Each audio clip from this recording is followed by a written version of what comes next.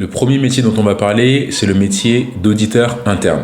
Alors, dans les entreprises, il y a des processus, comme par exemple le processus d'achat, qui va commencer par exemple par quelqu'un qui va émettre un besoin d'achat.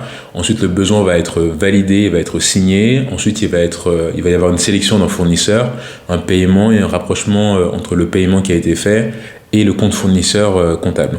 Donc ça, finalement, c'est un exemple de processus. Et le rôle de l'auditeur interne, c'est de, premièrement, penser le processus, donc demander aux différents acteurs de l'entreprise de procéder à la validation, et aussi de vérifier que les processus qui ont été pensés, qui ont été rédigés, sont bien appliqués dans les différents sites de l'entreprise en question.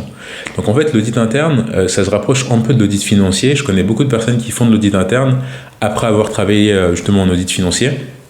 Et j'ai quelques personnes qui m'ont dit qu'ils étaient un peu déçus parce que du coup, ils s'attendaient à une expérience radicalement différente. Mais en fait, il faut vous rendre compte que si par exemple, vous faites de l'audit interne dans un grand groupe, vous allez du coup vous déplacer dans différents établissements, vous allez voyager aussi un peu et vous allez avoir un peu une méthode qui est similaire à l'audit financier.